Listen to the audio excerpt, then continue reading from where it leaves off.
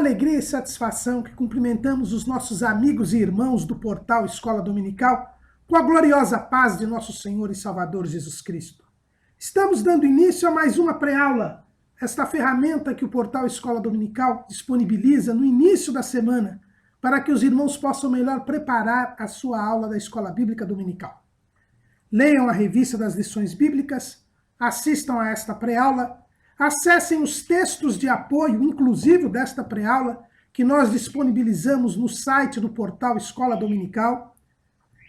Vejam também nas redes sociais do portal Escola Dominical os links de outras videoaulas e de outros textos de apoio. Se tiverem dúvida, acessem a sala dos professores do portal Escola Dominical e ali os irmãos terão condições de, uma vez cadastrados no site, fazer as suas perguntas e a equipe do portal Escola Dominical estará pronta a respondê-las. Acessem também as leituras diárias. Nós temos notado que os irmãos não têm explorado o site. Ali, quando o irmão abre a página do site, tem as lições, mas se o irmão for lá em cima, tem um títulozinho chamado Portal EBD e Você. O irmão clica ali que abrirá uma outra página do site, onde nós temos estudos bíblicos, onde nós procuramos colocar mais estudos a respeito do tema que será estudado. Nós temos reflexões, irmãos, como o irmão Ney Gomes, o irmão Francisco Jacob, que sempre tem contribuído com reflexões para a nossa leitura devocional da Palavra de Deus. As leituras diárias também estão ali. Há uma seção também de cidadania, onde nós procuramos orientar os nossos irmãos na sua cidadania terrena. Acesse ali o portal EBD e Você, né? Ali aquela aba em cima, e irmão, aproveite mais tudo isso que nós disponibilizamos para os irmãos. E se ainda houver dúvidas, no sábado à noite, às 19 horas, horário de Brasília, o irmão é convidado a assistir a aula ao vivo do estudo preparatório para os professores e amigos da Escola Bíblica Dominical da Igreja Evangélica Assembleia de Deus, Ministério do Belém, na sede aqui em São Paulo. Mas tudo isso é apenas a preparação para a Escola Bíblica Dominical, que somente ocorre quando a igreja local se reúne para ensinar enquanto evangeliza e evangelizar enquanto ensina, como é a lição do pastor Antônio Gilberto. Estamos hoje iniciando o segundo trimestre do ano de 2016.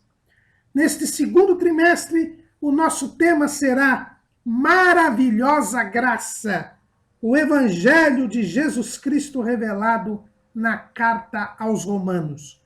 Nós iremos estudar a Epístola de Paulo aos Romanos, esta que é a sua mais extensa, a sua mais profunda carta. E o nosso comentarista é o pastor José Gonçalves, presidente das Assembleias de Deus em Água Branca, no estado do Piauí. O estudo da Epístola aos Romanos, que foi feito pelos jovens no trimestre passado, é sem dúvida alguma um estudo importantíssimo para o crente, para o salvo na pessoa de Jesus Cristo.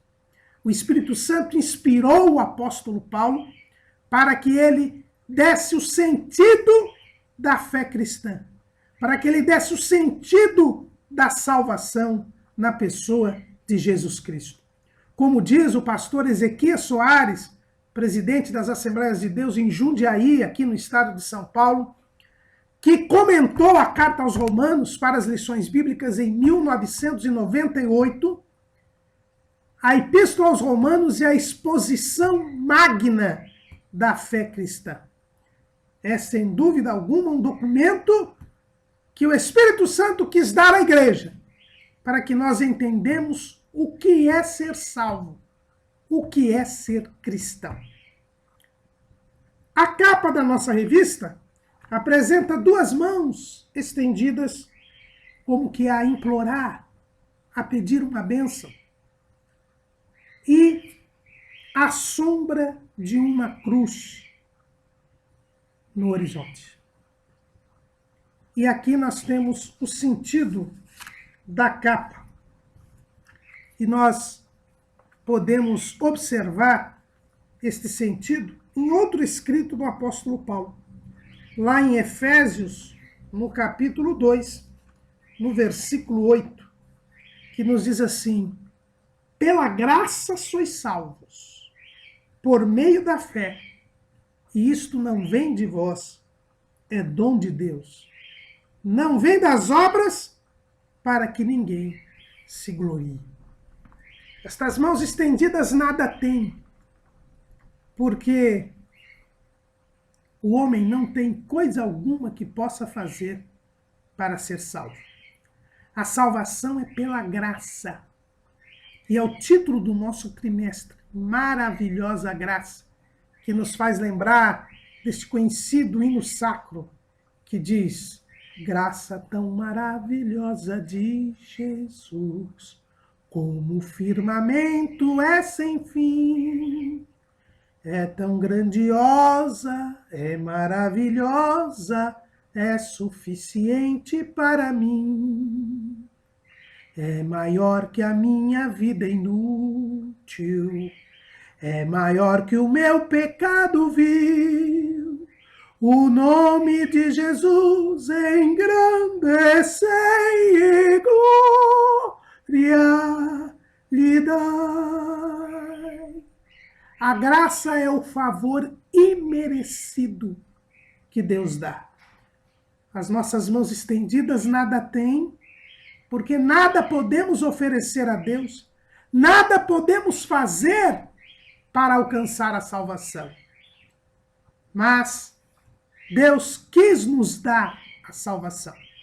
Deus quis nos salvar. Dentro da sua soberania, deliberou nos salvar. E propiciou um meio para isto: a vinda de seu Filho Jesus Cristo, que na cruz do Calvário morreu por nós. E é por isso que nós temos aí esta sombra da cruz. E agora quem crê em Jesus, imerecidamente, por um favor imerecido de Deus, alcança a salvação. E é esta salvação pela graça, é esta salvação pela fé em Cristo Jesus, que o apóstolo Paulo irá explicar, expor, explanar, aprofundar na sua epístola que escreveu à igreja que estava em Roma. Irmãos, a carta aos Romanos é esta obra singular do Novo Testamento. O apóstolo Paulo a escreveu por volta dos anos 56 ou 57. Paulo estava indo para Jerusalém a fim de entregar a oferta aos pobres que havia recolhido na região da Acaia, na região da Macedônia. Paulo tensionava ir a Jerusalém, entregar estas ofertas e depois partir para Roma, porque do fundo do seu coração ele sentia que havia necessidade de se iniciar a evangelização do lado ocidental do Império Romano. Paulo já havia feito 3 viagens missionárias pela região da Ásia Menor, pela região da Europa, mas no lado oriental da Europa. E agora ele queria começar a evangelização no lado ocidental da Europa, na Espanha. E, sentindo este desejo e esta necessidade de começar a evangelização no lado ocidental do Império Romano, ele escreve esta carta à igreja que estava em Roma, a fim de sensibilizá-la para que o enviasse à missão na Espanha. Como o lado ocidental do Império Romano estava muito longe de Antioquia, que era a igreja que o havia enviado nas 3 viagens missionárias, Paulo, então, escreve esta carta aos romanos a fim de sensibilizá-los, de dar-lhes consciência missionária, para que ele pudesse, então, ser enviado pela igreja em Roma para a Espanha, onde ele queria iniciar a evangelização no lado ocidental do Império. Isso nós vemos na própria carta aos Romanos. No capítulo 15, versículo 22, assim diz o apóstolo Paulo. Pelo que também muitas vezes tenho sido impedido de ir ter convosco. Mas agora que não tenho mais demora nestes sítios, e tendo já há muitos anos grande desejo de ir ter convosco, quando partir para a Espanha, irei ter convosco, pois espero que de passagem vos verei, e que para lá seja encaminhado por vós, depois de ter gozado um pouco da vossa companhia. Mas agora vou a Jerusalém para ministrar aos santos, porque pareceu bem a Macedônia e a Acaia fazerem uma coleta para os pobres dentre os santos que estão em Jerusalém. Então, na própria carta aos Romanos, nós vemos que esta carta foi escrita quando Paulo estava indo para Jerusalém para levar aquela oferta que ele tensionava levar aos pobres da Judéia e que ele havia recolhido entre os crentes da Macedônia e da Acaia. Os estudiosos da Bíblia entendem que Paulo escreveu esta carta em Cencreia, que era um porto próximo ao porto de Corinto, quando Paulo, então, já estava caminhando para Jerusalém. E isto se deu por volta dos anos 56 ou 57. Paulo sempre tinha tido desejo de ir para Roma. E é natural que esse desejo estivesse em Paulo, porque dentro da sua missão de pregar o evangelho aos gentios, ele sabia que Roma era a capital do mundo, era a cidade mais importante do mundo, e que era importante que ele fosse a Roma. Como ele pregaria o evangelho se não pregasse em Roma? E a igreja em Roma era uma das mais antigas igrejas cristãs.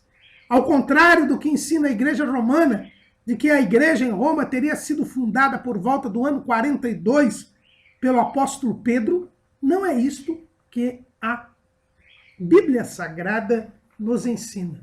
Muito pelo contrário. A igreja de Roma nasceu no dia de Pentecostes, no mesmo dia em que começou a igreja.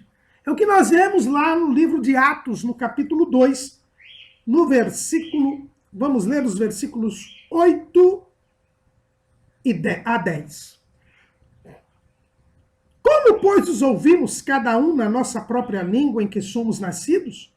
Partos e medas, elamitas e os que habitam na Mesopotâmia, e Judéia e Capadócia, Ponto e Ásia, e Frígia e Panfilha, Egito e partes da Líbia junto a Cirene, e forasteiros romanos, tanto judeus como prosélitos.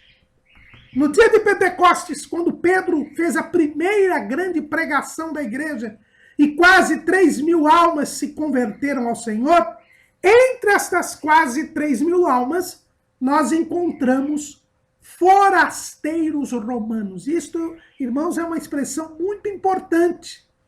Quando nós falamos em forasteiros romanos, é a única vez na descrição das nacionalidades que estavam ali no dia de Pentecostes que se usa a palavra forasteiros. E forasteiro quer dizer aquele que é de fora, ou seja, aquele que é de fora e volta para o seu lugar. Então, os romanos, que eram judeus ou prosélitos. O que é um prosélito? Um prosélito é uma pessoa convertida ao judaísmo. Ele não era biologicamente judeu, ele não era da etnia judaica, mas ele havia se convertido ao judaísmo. E havia judeus e prosélitos de Roma ali. Havia uma grande colônia judaica em Roma, o que é natural, porque Roma era a capital do mundo. E assim como as grandes cidades de todos os países têm pessoas de todos os lugares, como aqui em São Paulo, por exemplo, São Paulo é a maior cidade libanesa, fora do Líbano, é a maior cidade japonesa, fora do Japão, é uma das maiores cidades italianas, fora da Itália, porque há muitos imigrantes. Roma, como era a capital do mundo, ela atraía pessoas de todos os países, de todas as nações. E em Roma havia uma grande colônia judaica. E muitos judeus e prosélitos foram a Jerusalém para comemorar a festa das semanas, a festa de Pentecostes. E lá eles encontraram Jesus Cristo e receberam a Jesus Cristo como seu único e suficiente Salvador na pregação do apóstolo Pedro. Mas eles eram forasteiros romanos e por isso eles voltaram a Roma. E ali estabeleceram uma igreja. Uma igreja que tinha uma peculiaridade. Embora fosse uma igreja em Roma, era uma igreja majoritariamente judaica. Seus fundadores eram judeus e prosélitos. E isto é importante para nós entendermos a igreja, a carta de Paulo aos romanos. A igreja de Roma era uma igreja predominantemente judaica. Uma igreja formada dentro de uma mentalidade judaica.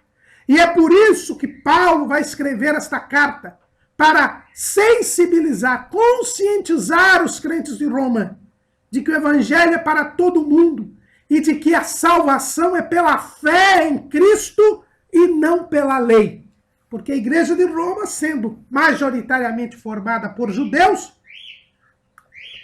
era uma igreja que tinha uma tendência judaizante. E Paulo vai mostrar àquela igreja que a salvação é pela fé, que a justificação é pela fé, e que por isso aquela igreja deveria se empenhar em ganhar almas para o reino de Deus entre os gentios. E por isso aquela igreja deveria mandar Paulo como missionário para a Espanha. É este o contexto em que Paulo escreve esta carta aos romanos. Mostrando assim que a salvação é pela fé, é pela graça, e que nós temos o dever de anunciar o evangelho a toda criatura por todo o mundo. E ao mostrar que a salvação é pela graça e pela fé, Paulo dá o significado da fé em Cristo Jesus. E o Espírito Santo inspira para deixar não só a igreja em Roma, mas a igreja de todos os tempos, esta pérola, esta grande revelação de que a nossa justificação é pela fé em Cristo Jesus. E este objetivo a carta aos Romanos tem cumprido ao longo da história da igreja.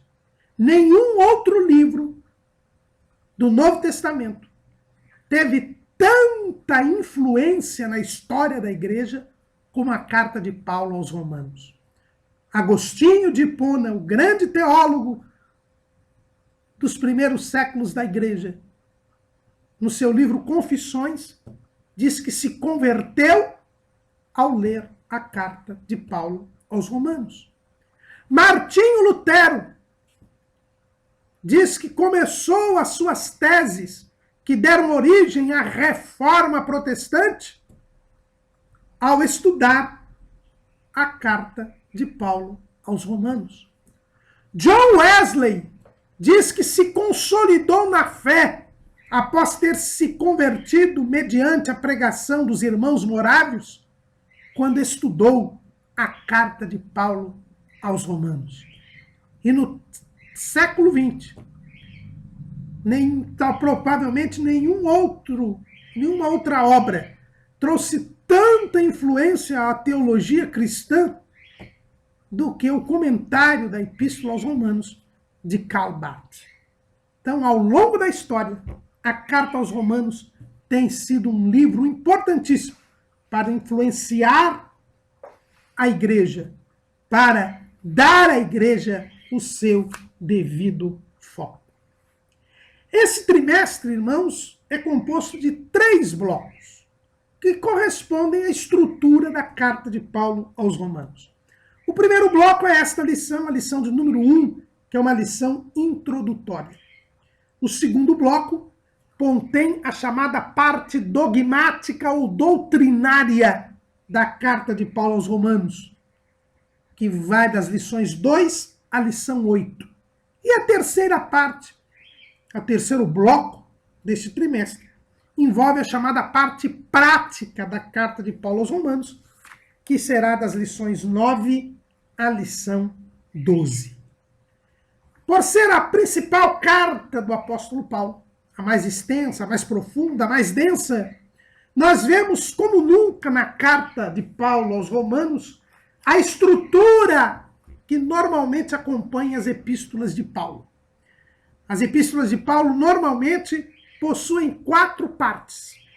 A apresentação, quando Paulo fala de si mesmo e fala dos destinatários da carta. A parte dogmática ou doutrinária, quando Paulo explica e dá o ensino da palavra de Deus aos seus destinatários. E aqui, no caso, ele explica o que é a salvação e a justificação pela fé em Cristo Jesus.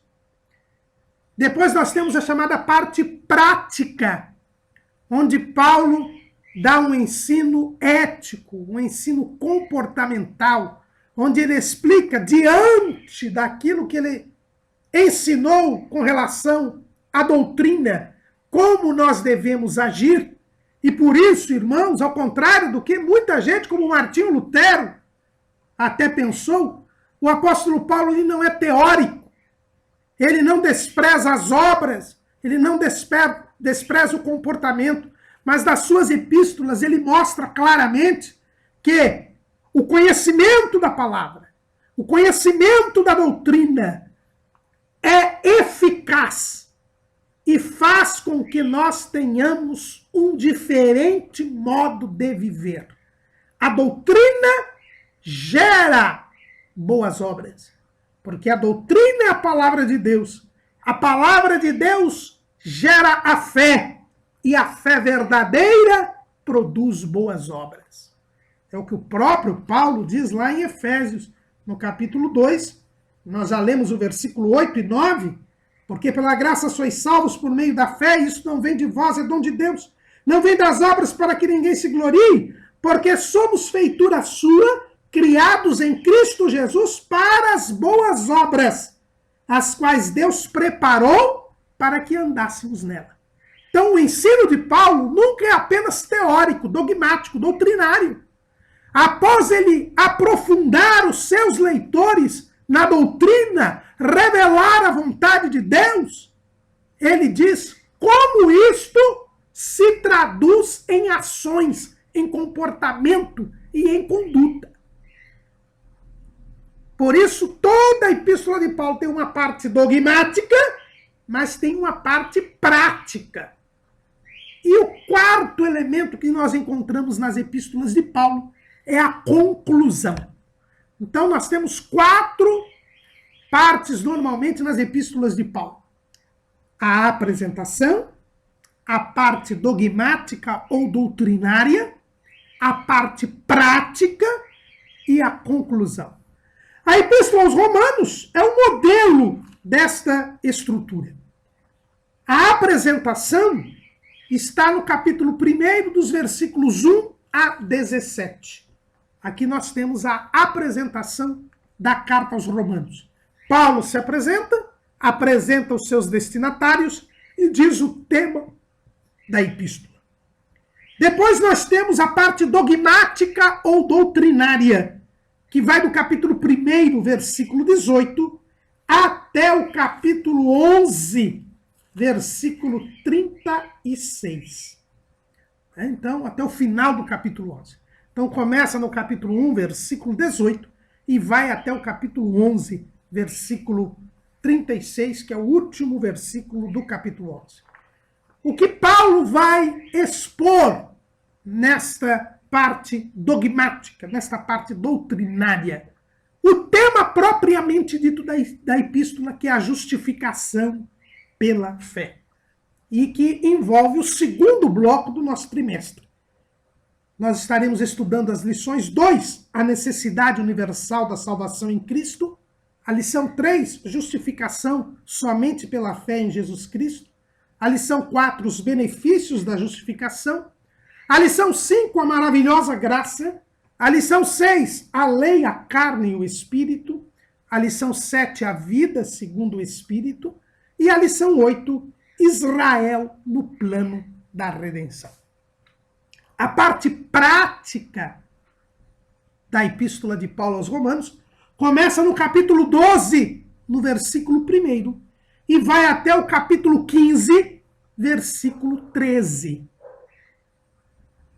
quando Paulo vai falar sobre a conduta do cristão que é justificado pela fé. Quem é justificado pela fé tem um comportamento diferente dos homens impenitentes. E nós vamos ver, entre outras coisas, né, são as lições 9 a 12 deste trimestre. A nova vida em Cristo, os deveres civis, morais e espirituais, a tolerância cristã e a cosmovisão missionária. E, por fim, nós temos a conclusão. A conclusão envolve o capítulo 15, versículos 14, quando Paulo fala do seu propósito de ir à Espanha e de ser enviado como missionário pela Igreja de Roma, e o capítulo 16, até o final, capítulo 16, versículo 24, quando Paulo vai falar a respeito, vai saudar a muitas pessoas. E esta última parte, que é a conclusão, será estudada na lição de número 13, o cultivo das relações interpessoais. É esta a estrutura da carta de Paulo aos Romanos. A Igreja de Roma, como nós dissemos, foi fundada por judeus e prosélitos, e ela foi uma igreja predominantemente judaica.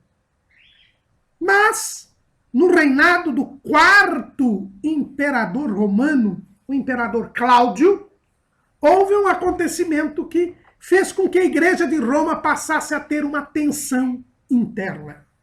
Nós lemos lá em Atos dos Apóstolos, capítulo 18, versículo 2. E achando um certo judeu por nome Áquila, natural do Ponto, que havia pouco tinha vindo da Itália, e Priscila, sua mulher, pois Cláudio tinha mandado que todos os judeus saíssem de Roma, se ajuntou com eles. Priscila e Áquila eram judeus crentes, eram salvos na pessoa de Jesus Cristo, eram judeus convertidos. E aqui no capítulo 18 de Atos dos Apóstolos é dito que eles saíram da Itália e foram para onde estava o apóstolo Paulo, lá em Éfeso. Aliás, em Corinto. Paulo estava em Corinto e ali chegaram Priscila e Áquila. Por que chegaram? A Bíblia diz porque Cláudio, o quarto imperador romano, expulsou os judeus de Roma. Então os judeus foram expulsos de Roma, inclusive os judeus crentes. E isso fez com que a Igreja de Roma passasse a ter uma participação maior de gentios. Certamente, embora a igreja fosse predominantemente judaica, havia gentios crentes que moravam em Roma e que congregavam na Igreja de Roma. Os judeus depois voltaram, quando Cláudio deixou de ser rei, os judeus voltaram, deixou de ser imperador, melhor dizendo, e os judeus voltaram já no reinado do imperador Nero. Suetônio, um historiador romano, fala a respeito dessa expulsão que Cláudio fez dos judeus em Roma e do seu posterior retorno. E aí uma igreja de mentalidade judaica passou a ter uma maioria gentílica, pelo menos temporariamente. E aqui na Igreja de Roma nós vamos ter a mesma tensão que havia em outras igrejas. Aquele velho problema a respeito da lei, do papel da lei de Moisés para os gentios convertidos. A grande luta do apóstolo Paulo, a questão que houve no concílio de Jerusalém, que está lá no capítulo 15 do livro de Atos. E Paulo, sabendo disso, escreve esta carta para retirar todo o sentimento judaizante da Igreja de Roma, ela que agora estava sofrendo esta tensão interna. Que os judeus voltaram a Roma, a história nos diz, e que esta mentalidade judaica ainda era presente na Igreja de Roma, a própria carta aos Romanos nos mostra. Quando nós lemos lá em Romanos capítulo 4, versículo 1, Que diremos, pois, ter alcançado Abraão, nosso pai segundo a carne? Então Paulo está se dirigindo aos crentes judeus de Roma. A carta aos romanos ela é endereçada principalmente aos crentes judeus, aos judeus e prosélitos, porque eram eles que tinham a mentalidade judaizante, que achavam que a lei deveria ser cumprida também pelos crentes, e que eram um empecilho para a conscientização missionária. O legalismo é um empecilho à missão de pregar o evangelho, porque o evangelho é para ser pregado por todo mundo, a toda criatura. E os judaizantes exigiam antes que as pessoas se submetessem à lei de Moisés para que alcançassem a salvação. Paulo diz aqui, nosso pai segundo a carne. Então, se ele diz nosso pai segundo a carne, é porque ele estava se dirigindo aos crentes judeus, porque ele era judeu. E Abraão é pai segundo a carne dos judeus. No capítulo 7, no versículo 1, nós também vemos que Paulo está se dirigindo aos crentes judeus. Olha o que está escrito. Não sabeis vós, irmãos, pois que falam aos que sabem a lei, que a lei tem domínio sobre o homem por todo o tempo que vive? Então, Paulo está se dirigindo aos irmãos que conhecem a lei. Quem são os irmãos que conhecem a lei? Os judeus. Então, Paulo se dirige preferencialmente aos crentes judeus da igreja de Roma. Era uma igreja que não era liderada por nenhum apóstolo, que começou já no dia de Pentecostes e que precisava, evidentemente, ser melhor orientada a respeito da realidade do evangelho. E é interessante notar que Pedro não era o líder desta igreja, porque Paulo traz uma extensa relação de irmãos que ele saúda nesta carta e não menciona o apóstolo Pedro. A tradição diz que Pedro foi martirizado juntamente com Paulo na primeira grande perseguição romana em Roma. E com base nesta tradição, a igreja romana defende que Pedro tenha sido o líder da igreja de Roma e tenha o primado, e daí originaram toda a doutrina do papado. E é por isso que a igreja católica apostólica se diz romana. Mas a ausência de menção de Paulo na sua carta aos romanos a Pedro seria imperdoável. Não nos autoriza a pensar desta maneira. Não estamos a dizer que Pedro não tenha morrido em Roma. Pode ser que ele estivesse lá durante a primeira grande perseguição romana. Embora as evidências bíblicas digam o contrário. Né? A epístola de Pedro diz o seguinte, lá no capítulo 5, versículo 13 da primeira carta de Pedro, diz: a vossa coeleita em Babilônia vos saúda e meu filho Marcos. Então, quando Pedro pelo menos escreveu a sua primeira carta, ele se encontrava em Babilônia. Os romanistas dizem, não, este Babilônia aqui é figurativo. É como a Babilônia lá do livro de Apocalipse. Mas não há sentido nenhum. A linguagem do livro do Apocalipse é figurada. Aqui não havia razão alguma para Pedro omitir que estivesse em Roma e de chamar Roma de Babilônia. Pois o próprio apóstolo Paulo escreveu a sua carta mencionando a cidade de Roma como Roma. Então não há sentido dizer que esta Babilônia é Roma. Então não há evidências de que Pedro tenha estado em Roma. Ou tenha estado em Roma. Pode até ser que ele tenha sido realmente morto em Roma e que ele estivesse ali de passagem por algum motivo. Mas que ele tenha liderado a igreja de Roma não nos parece ter base bíblica para isto. Ao contrário, Pedro, ele menciona as regiões em que pregou e Roma não está mencionada lá na primeira carta de Pedro. E quando ele escreve a primeira carta de Pedro, ele diz que estava em Babilônia. Esta igreja que não tinha sido liderada por nenhum apóstolo. Esta igreja tão antiga e tão importante porque estava na capital do mundo. Precisava entender o significado da fé cristã para se empenhar na missão e na pregação do evangelho. E aqui nós vemos que a carta foi escrita porque a igreja de Roma, apesar da sua importância e da sua antiguidade, não tinha consciência missionária. E hoje muitas igrejas grandes, opulentas, ricas, em cidades importantes, estão na mesma situação da igreja de Roma. Não faz missão, não evangeliza, não envia missionários e fica gastando os recursos em coisas secundárias. E quem não faz missão é porque não entende o sentido da salvação na pessoa de Jesus Cristo. E é isto que a carta aos Romanos nos ensina.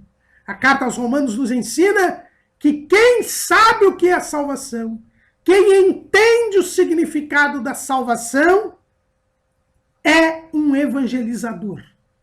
É alguém que não mede esforços para pregar o evangelho.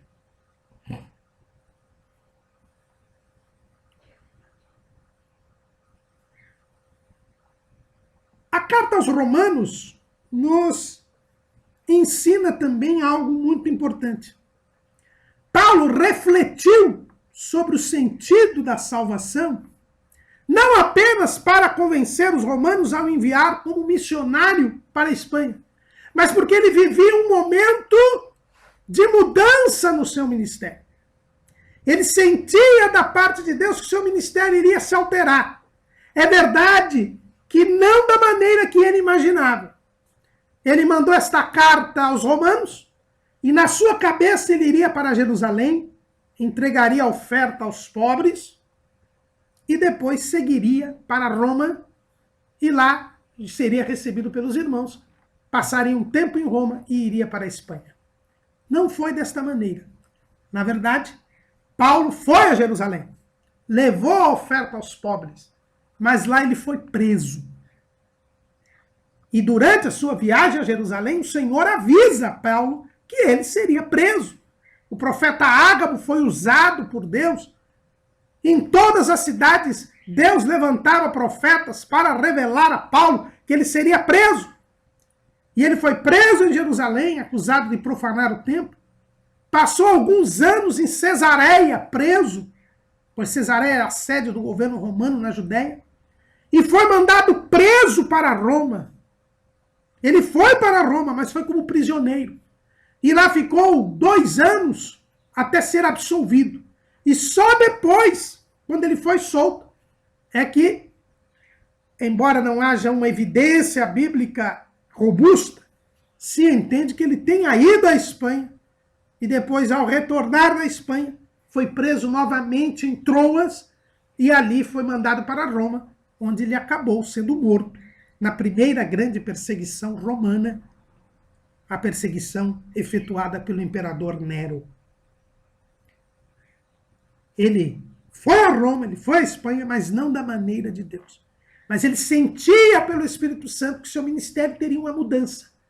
E ao sentir esta mudança, ele refletiu sobre o significado da salvação em Cristo Jesus. E isto nos faz ensinar, irmãos, que nos momentos em que nós temos comunhão com Deus e sabemos que algo irá mudar em nossa vida, nós devemos nos aprofundar nas coisas espirituais, nos aprofundar nas coisas de Deus. Quando sentimos que nossa vida está mudando, nós devemos refletir sobre o significado de sermos salvos na pessoa bendita de nosso Senhor e Salvador Jesus Cristo. As circunstâncias das nossas vidas sempre são oportunidades criadas por Deus para que haja uma edificação espiritual, tanto nossa quanto daqueles que estão à nossa volta. Os momentos da aflição, os momentos de dificuldade, são oportunidades que Deus nos dá para nos aproximarmos mais dele. É isso que nós vemos na carta de Paulo aos Romanos. E que profundidade! Né? O próprio apóstolo Paulo vai dizer isso nessa carta. Lá em Romanos capítulo 11, versículo 33. Ó profundidade das riquezas, tanto da sabedoria como da ciência de Deus. Quão insondáveis são os seus juízos e quão inescrutáveis os seus caminhos. Quando ele está terminando a parte doutrinária desta carta, ele revela quão profundo ele imergiu no oceano do Espírito. Porque ele estava vivendo um momento de mudança. E que nós, nos momentos de mudança, nos momentos de aflição, nos momentos de incompreensão do que ocorre à nossa volta, que nós também mergulhemos no oceano do Espírito e atinjamos esta profundidade das riquezas da sabedoria como da ciência de Deus. É esta profundidade que nós vamos estudar neste trimestre. Esta profundidade das riquezas de Deus que o Espírito Santo, pela instrumentalidade do apóstolo Paulo, deixou para a igreja. Ainda nesta lição, nesta parte introdutória, nós vamos estudar a primeira parte da carta aos Romanos, né? O capítulo 1, dos versículos 1 ao 17, a chamada apresentação. Paulo vai se apresentar aos romanos, vai apresentar os romanos e vai dizer o tema desta carta. A carta aos Romanos começa com Paulo se apresentando. Romanos 1:1.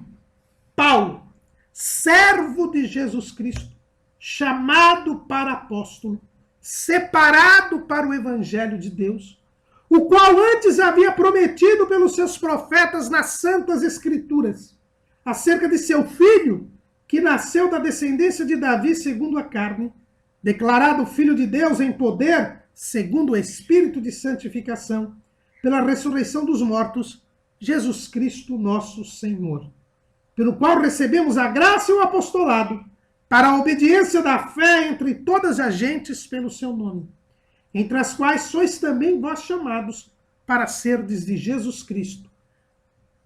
A todos os que estáis em Roma, amados de Deus, chamados santos, graça e paz de Deus nosso Pai e do Senhor Jesus Cristo. Irmãos, esta apresentação do apóstolo Paulo nos traz grandes lições. Em primeiro lugar, Paulo se apresenta como servo de Jesus Cristo. Sendo apóstolo, tendo fundado várias igrejas, já tendo um grande nome entre os cristãos, Paulo não deixa de lembrar que ele se apresentava como servo. E a palavra servo aqui é o grego doulos, que quer dizer escravo voluntário. Ele era propriedade de Jesus Cristo. Nós vimos aqui que ele foi chamado para ser de Jesus Cristo, lá em Romanos 1:6. E ele já havia falado a respeito disso na primeira carta aos Coríntios, no capítulo 1, no versículo 30. Mas vós sois dele em Jesus Cristo, o qual para nós foi feito por Deus sabedoria, justiça e santificação e redenção. Ser servo de Jesus Cristo é ter a consciência de que eu não sou mais de mim mesmo, que eu sou de Cristo, sou escravo. Eu não faço mais o que quero, mas faço o que Jesus quer, porque eu pertenço a Ele. Paulo foi bem claro também, ainda na primeira carta aos Coríntios, no capítulo 6, no versículo 20. Porque fostes comprados por bom preço. Glorificai, pois, a Deus no vosso corpo e no vosso espírito, os quais pertencem a Deus. Eu não sou mais de mim mesmo. Eu me neguei a mim mesmo. E é por isso que eu sou servo de Cristo. E o servo de Cristo não agrada aos homens, não agrada a si mesmo, mas agrada a Deus. Somente quando nós nos renunciamos a nós mesmos é que nós podemos dizer que somos discípulos de Jesus. É o próprio Jesus que nos ensina isso. Lá em Lucas, no capítulo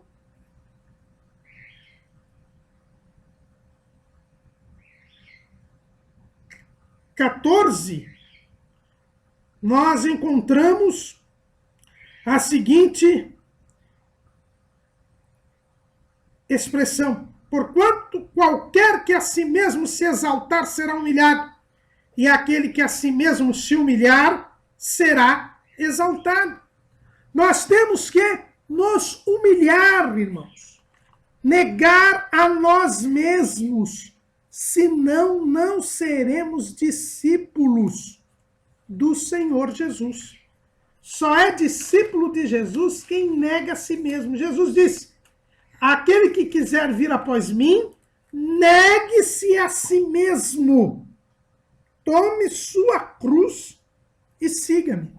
Ainda no Evangelho segundo Lucas, no capítulo 14 ainda, no versículo 33, está dizendo: assim, pois, qualquer de vós que não renuncia a tudo quanto tem, não pode ser meu discípulo. Paulo, ele se dizia servo de Jesus Cristo. Por isso ele podia ser enviado como missionário, porque ele não estava fazendo a sua vontade, mas a vontade de Deus. Que diferença de Paulo para alguns que se dizem homens de Deus nos dias de hoje, que não querem ser servos, querem ser bispos, querem ser apóstolos, querem ser pai-apóstolos, querem ser patriarcas. Paulo não. Ele sabia que o salvo é servo de Jesus Cristo. Mas além de ser servo, ele sabia o seu chamado. O servo tem que saber qual a posição que ele deve desempenhar na igreja do Senhor. Paulo disse: servo de Jesus Cristo, chamado para ser apóstolo. Paulo sabia os dons ministeriais que possuía. Ele sabia qual o papel que ele deveria desempenhar na igreja. Desde a sua conversão, ele tinha essa consciência. Porque Ananias, no terceiro dia em que Paulo havia se convertido, quando foi orar para ele, revelou a mensagem que o Senhor lhe deu. Está lá em Atos capítulo 9, versículo 15. Disse-lhe, porém, o Senhor: vai, porque este é para mim um vaso escolhido, para levar o meu nome diante dos gentios e dos reis e dos filhos de Israel. Ele tinha consciência do seu chamado apostólico. Ele tinha que implantar igrejas. Ele tinha que supervisionar as igrejas que ele havia implantado. Ele foi enviado.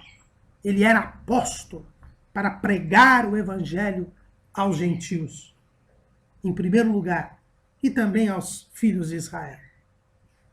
Mas num aspecto secundário. Paulo tinha consciência da sua vocação. Nós temos consciência da nossa vocação, irmãos? Nós temos que ser servos. E o servo faz o que o Senhor quer. E por isso nós temos que estar no lugar que o Senhor nos determinou.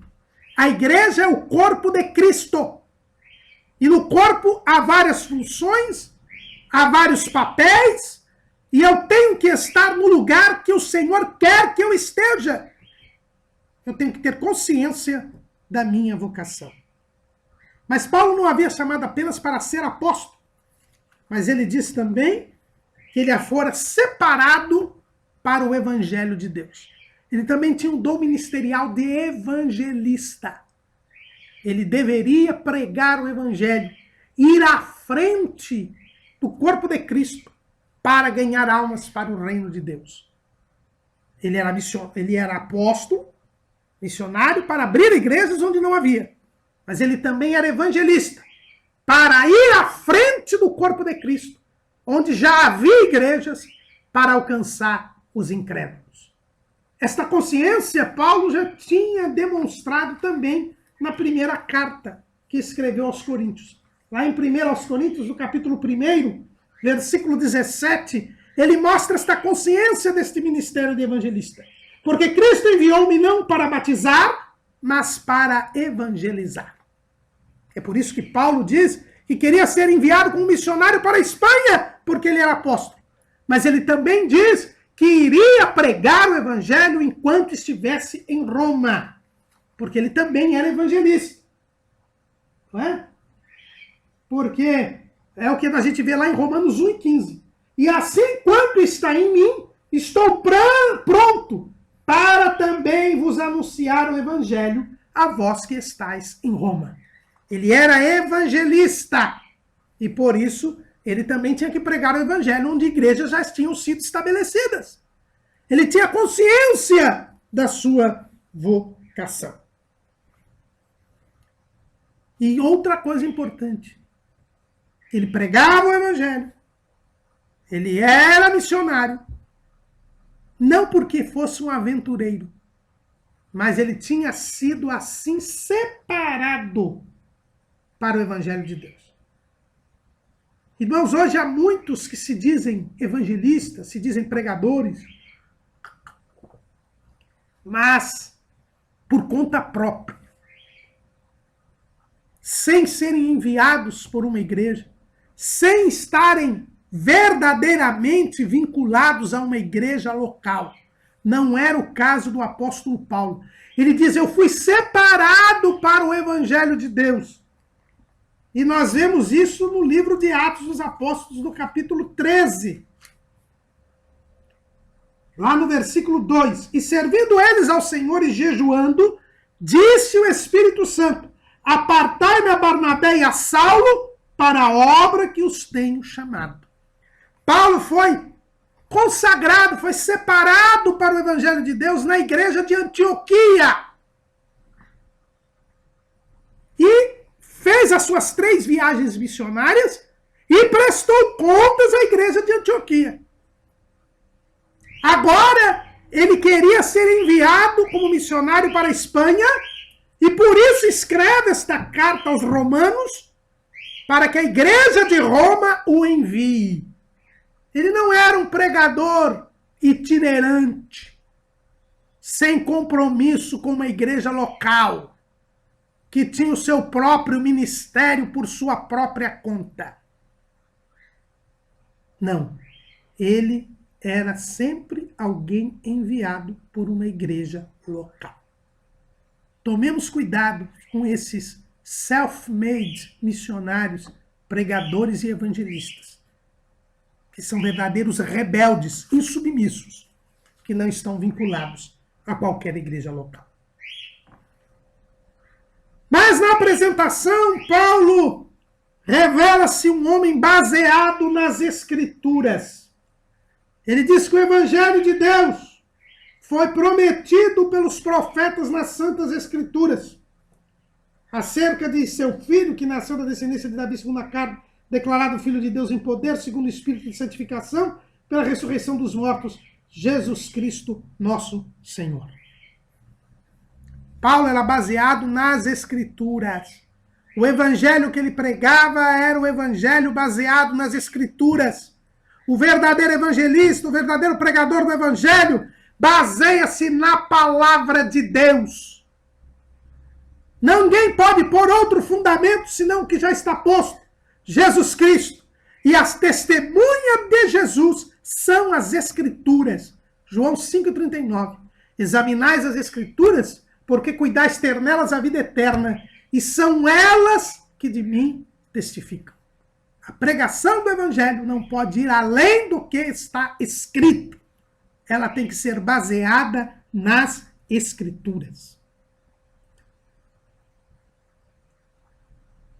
Paulo também dizia algo importante, que ele recebeu a graça e o apostolado para a obediência da fé entre todas as gentes, pelo nome de Jesus, por intermédio de Jesus.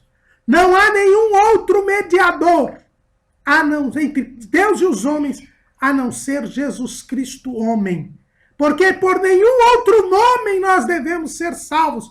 E não podemos anunciar a salvação por nenhum outro nome que não seja o nome de Jesus. É por isso que a verdadeira evangelização não se baseia em tradição humana, porque ela é baseada única e exclusivamente nas Escrituras, e não tem nenhum outro nome mediador a não ser o nome de Jesus. É por isso que o romanismo não está de acordo com a palavra de Deus. É por isso que não se pode dizer que os romanistas façam a evangelização verdadeira, porque eles se baseiam não só nas Escrituras, mas também na tradição e no magistério da igreja.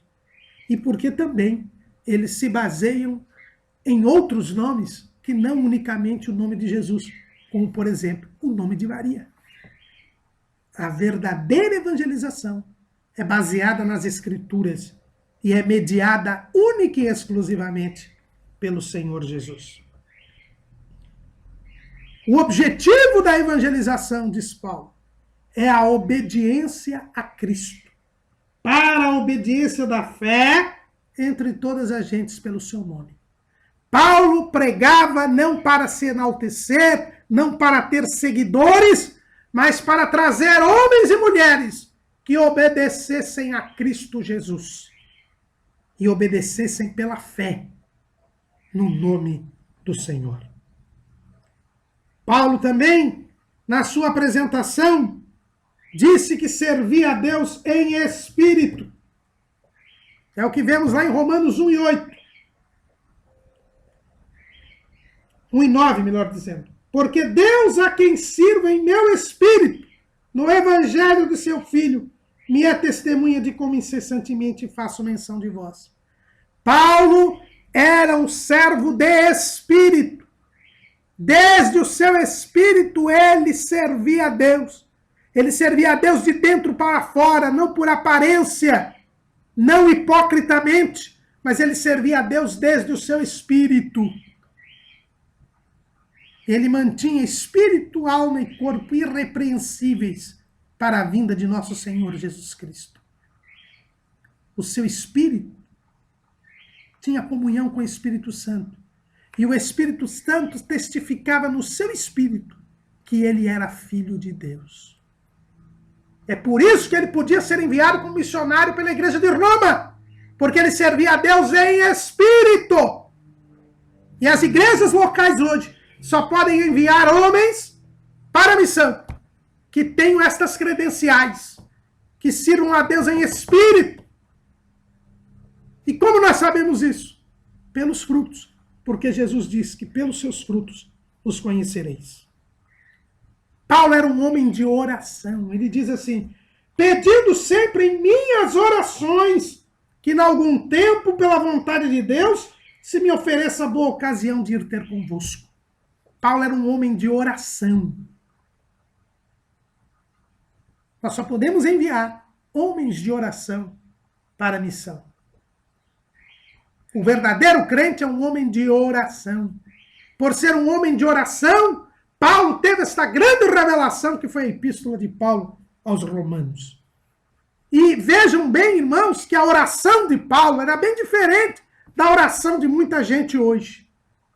Paulo diz assim, pedindo sempre em minhas orações, que em algum tempo, pela vontade de Deus, se me ofereça a boa ocasião de ir ter convosco. Paulo tinha grande desejo de ir a Roma. Orava pelos romanos.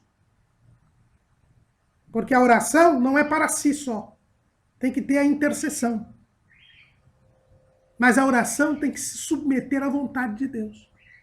Nós, como filhos de Deus, temos liberdade para apresentar a Deus tudo quanto quisermos.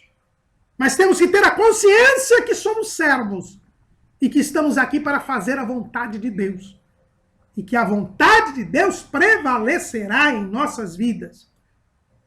Nós temos liberdade para pedir, mas temos de ter a consciência que só receberemos o que Deus quer. Paulo colocou nas mãos de Deus o seu desejo de ir a Roma. E ele só foi a Roma porque Deus quis. Não foi da maneira que ele imaginava, mas ele foi a Roma. Mas ele só foi porque Deus quis. É o que nós lemos lá em Atos, no capítulo 23 e no versículo 11. E na noite seguinte, apresentando-se-lhe o Senhor, disse: Paulo, tem ânimo, porque como de mim testificaste em Jerusalém, assim importa que testifiques também em Roma. Paulo foi para Roma, não da maneira que ele imaginava, mas não foi porque ele queria, foi porque Jesus quis. Aprendamos isso, irmãos. Paremos com esta tolice de decretar, declarar e determinar as coisas em oração. Peçamos a Deus em oração, para que a vontade de Deus se faça. Apresentamos os nossos desejos ao Senhor, pois temos liberdade pelo sangue de Cristo para fazê-lo. Mas fiquemos alegres em ver a vontade de Deus se cumprindo em nós. A oração não é só pedido para si. A oração é pedido para os outros. Por isso que Paulo diz que fazia menção dele, dos romanos. Mas também a oração é gratidão. Olha como Paulo começa em Romanos 1:8. Primeiramente, dou graças ao meu Deus por Jesus Cristo, acerca de vós todos, porque em todo o mundo é anunciada a vossa fé. A oração tem que ter gratidão, a oração tem que ter pedido para si, pedido para os outros, e a oração tem que ter a consciência de que a vontade de Deus deve ser realizada nas nossas vidas. Paulo também se apresenta como um portador de dom espiritual. Ele diz assim: porque desejo ver-vos para vos comunicar algum dom espiritual, a fim de que sejais confortados. Paulo não queria ser servido pela igreja de Roma. Paulo queria servir a igreja de Roma. Ele queria ir a Roma para ser enviado como missionário para a Espanha, mas ele queria, durante o tempo que ficasse em Roma, comunicar dons espirituais aos romanos, confortar os romanos. E aqui Paulo mostra que tinha consciência que os dons espirituais, sejam os dons espirituais propriamente ditos, os dons assistenciais ou os dons ministeriais, existem para nós servirmos aos irmãos. Você ser um portador de um dom não quer dizer que você é um crente melhor do que o outro. Você ser portador de um dom não quer dizer que você é maior do que o outro. Pelo contrário, quer dizer que você deve servir aos outros. Quanto mais dons temos, mais serviçais devemos ser em relação aos demais crentes.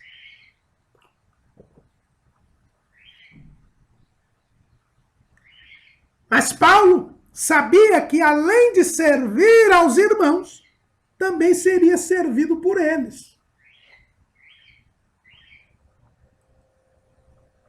Ele diz: isto é, para que juntamente convosco eu seja consolado pela fé mútua, assim vossa como minha. Paulo mostra que a fé em Cristo Jesus ela é mútua. Por isso que é mentiroso o movimento dos desigrejados. Ninguém serve a Deus sozinho. Jesus constituiu uma igreja. E igreja quer dizer a reunião daqueles que foram para fora. Você não serve a Deus sozinho. A salvação é individual, mas a vida cristã é social, é coletiva. Paulo disse: eu tenho dons espirituais para confortar vocês. E vocês têm dons para me confortar. A nossa fé é mútua. Eu vou a Roma crescer espiritualmente e promover o crescimento espiritual dos crentes. A nossa fé é mútua, irmãos. Nós somos confortados e consolados pelos irmãos. E nós confortamos e consolamos aos irmãos. É por isso que nas Escrituras nós encontramos muito, principalmente em relação à igreja, a expressão uns aos outros. Nós nos amamos uns aos outros, nos consolamos uns aos outros, nos ensinamos uns aos outros, nos admoestamos uns aos outros, levamos as cargas uns dos outros. Não é possível uma vida espiritual genuína se não for em comunidade, se não for na igreja local. Paulo também se apresenta como um devedor. Ele diz, no capítulo 1, versículo 14, eu sou devedor, tanto a gregos como a bárbaros, tanto a sábios como a ignorantes. Paulo tinha consciência de que a salvação pela graça é algo impagável. O salmista já dissera isso, lá no Salmo de número 49. O Salmo de número 49, versículo 6. Aqueles que confiam na sua fazenda e se gloriam na multidão das suas riquezas, nenhum deles, de modo algum, pode remir a seu irmão ou dar a Deus o resgate dele, pois a redenção da sua alma é caríssima e seus recursos se esgotariam antes. O preço da nossa salvação é maior do que todos os bens materiais do universo. Ela custou o sangue de Cristo Jesus na Calvário. É o que o apóstolo Pedro nos diz, lá na primeira carta de Pedro, capítulo 1, versículo 18. Sabendo que não foi com coisas corruptíveis como prata ou ouro que fosses resgatados da vossa vã maneira de viver, que por tradição recebestes dos vossos pais, mas com o precioso sangue de Cristo, como de um cordeiro imaculado e incontaminado, o qual, na verdade, em outro tempo foi conhecido, ainda antes da fundação do mundo, mas manifestados nestes últimos tempos, por amor de vós. O preço da nossa salvação foi o sangue de Jesus. E nós nunca poderemos pagá-lo. É por isso que a salvação é pela graça, é um favor imerecido. E Paulo, por causa disso, se considerava um devedor. Porque ele não tem como pagar a sua salvação. E ele sabe que o que ele pode fazer para agradecer a Deus, não para pagar, mas para agradecer a Deus, é pregar o evangelho. Lá em 1 Coríntios, no capítulo 9, no versículo 25, Paulo já tinha determinado, aliás, versículo 16, ele já tinha determinado, já tinha mostrado esta sua consciência. Porque se anuncio o evangelho, não tenho de que me gloriar, pois me é imposta essa obrigação, e ai de mim, se não anunciar o evangelho. Paulo, por ser devedor, por ter consciência desta obrigação, se credenciava para ser enviado como missionário para a Espanha pela Igreja de Roma. E eu e você não somos diferentes. A salvação custou o mesmo preço da salvação de Paulo, o precioso sangue de Cristo. E por isso nós somos devedores e nos é imposta essa obrigação de pregar o evangelho, de anunciar o evangelho. Paulo também diz que estava pronto, nós já lemos aqui no capítulo 1, versículo 15, a anunciar o evangelho também em Roma. Mal sabia ele que ele iria realmente pregar para a guarda pretoriana enquanto estivesse preso em Roma. Mas ele disse que ele estava pronto e disposto a evangelizar. Ele não queria apenas ser enviado como missionário para a Espanha. Ele queria trabalhar. E as igrejas locais hoje, quando for escolher missionários, devem escolher pessoas que estejam prontas e dispostas a evangelizar.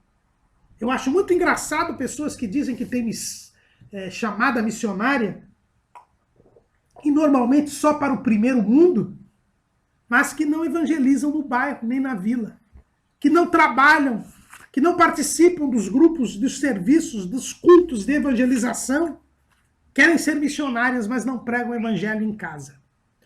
Paulo não. Paulo estava disposto a evangelizar em Roma, para depois ser enviado para a missão na Espanha. E Paulo também diz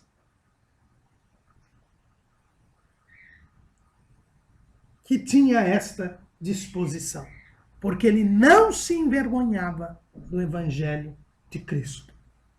Ele não tinha vergonha de pregar o evangelho. Esta é a apresentação que Paulo dá de si mesmo. E qual a apresentação que Paulo dá dos romanos, da igreja que estava em Roma? Em primeiro lugar, Paulo diz que eles também eram de Jesus Cristo. Sois também vós chamados para seres de Jesus Cristo. Assim como ele era e era servo de Jesus Cristo, a igreja de Roma também era de Jesus Cristo. E por haver comunhão entre eles, eles poderiam então enviar Paulo como missionário na Espanha. Mas também eles eram chamados de amados de Deus, está lá em Romanos 1:7. A igreja, os servos de Cristo, são propriedade de Cristo, mas Cristo não é um Senhor cruel, não é um carrasco, é um Senhor amoroso. Nós somos amados de Deus. E é por isso que nós somos devedores. Nós o amamos porque ele nos amou primeiro. Nós somos amados de Deus. E como o próprio Paulo vai dizer nesta carta aos Romanos, Deus provou o seu amor para conosco. Porque Cristo morreu quando nós ainda éramos pecadores. Não fique triste, irmão. Não fique abalado na sua fé por causa das dificuldades, dos problemas que o irmão está enfrentando. Porque o irmão é amado de Deus. Olhe para a cruz e lá o irmão terá a prova de que Deus lhe ama. Mas também os crentes são santos, amados de Deus, chamados santos. Só é verdadeiramente servo de Cristo, só é verdadeiramente um salvo aquele que se separa do pecado. Ele foi retirado do charco de lodo, colocado sobre a rocha, colocado sobre Cristo, foi colocado na posição de separação do pecado e deve se santificar até o fim. O verdadeiro crente é alguém que está separado do pecado. Mas os crentes de Roma tinham um bom testemunho. Em todo mundo é anunciada a vossa fé. Está lá em Romanos 1:8. Os romanos eram crentes de verdade, porque tinham um bom testemunho. E a sua fé produzia boas obras. E isto era divulgado em todo o mundo. E como nós dissemos, os romanos, eles serviam aos outros. Eles confortavam e consolavam os outros. Tanto que o apóstolo Paulo disse que tinha certeza, convicção, de que ele seria confortado e consolado pelos irmãos de Roma. Irmão, será que nós somos crentes mesmo? Você pode dizer que é de Cristo Jesus, que não faz a sua vontade, mas a vontade de Deus? Você tem consciência que é amado de Deus? Você é grato por este amor? Você está separado pelo pecado, é santo? Você tem um bom testemunho? De tal maneira que a sua fé é conhecida de todos? E você tem consolado e confortado os irmãos? Tem sido instrumento de bênçãos para os irmãos? Quem é da igreja de Cristo tem estas características. E depois de ter se apresentado e apresentado os destinatários, Paulo apresenta o tema da epístola. Ele diz, porque não me envergonho do evangelho de Cristo, pois é o poder de Deus para a salvação de todo aquele que crê, primeiro do judeu e também do grego. Porque nele, no evangelho, se descobre a justiça de Deus de fé em fé, como está escrito, mas o justo viverá da fé. Qual é o tema que Paulo irá expor na carta aos Romanos? A justificação pela fé em Cristo Jesus. Ele toma o único versículo em que aparece a palavra fé no Antigo Testamento, que está lá em Abacuque, no capítulo 2 de Abacuque, no versículo 4.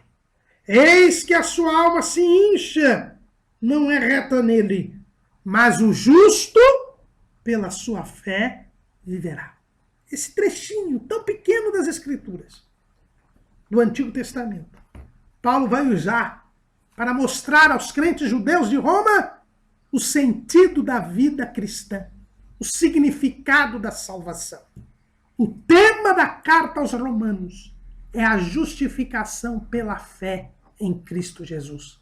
Porque o Evangelho de Cristo, ele é o poder para a salvação de todo aquele que nele crê. Tanto do judeu quanto do gentio. Judeus e gentios precisam ser salvos.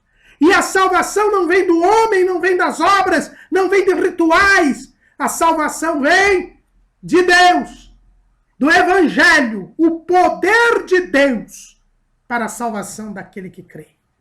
Paulo pregava o Evangelho porque ele sabia que o Evangelho é o poder de Deus. Irmãos, o Evangelho não é um blá blá blá, não é um exercício de oratória, não é uma demonstração de conhecimento filosófico, não é a arte da argumentação. O Evangelho é o poder de Deus. Paulo pregava o Evangelho porque ele estava em comunhão com Deus. Ele tinha conhecimento de retórica? Tinha. A carta aos Romanos, irmãos, ela é estudada nos cursos de retórica, nos cursos de oratória. Porque é um verdadeiro exemplo de um discurso convincente, de como se convencer pelo discurso. Paulo se utiliza aqui na carta aos Romanos de vários recursos da retórica. Mas ele sabia que o Evangelho não é retórica. O Evangelho é o poder de Deus para a salvação de todo aquele que crê. Na carta aos Coríntios, Paulo já tinha falado a respeito disso. Lá em 1 Coríntios, capítulo 2. Eu, irmãos, quando fui ter convosco, anunciando-vos o testemunho de Deus, não fui com sublimidade de palavras ou de sabedoria, porque nada me propus saber entre vós, senão a Jesus Cristo e este crucificado. E eu estive convosco em fraqueza e em temor e em grande tremor. A minha palavra e a minha pregação não consistiu em palavras persuasivas de sabedoria humana, mas em demonstração de espírito e de poder, para que a vossa fé não se apoiasse em sabedoria dos homens, mas no poder de Deus.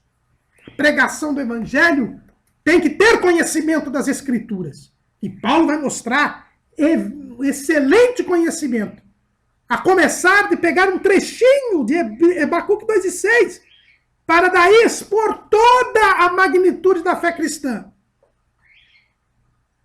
Mas ele sabia que o Evangelho é o poder de Deus. Ele escreveu inspirado pelo Espírito Santo, porque tinha comunhão com Deus, porque tinha unção de Deus. E a pregação do Evangelho, ela não pode prescindir, dispensar o poder de Deus. Porque o Evangelho é o poder de Deus para a salvação. Nós somos salvos pelo poder de Deus, não pela sabedoria humana.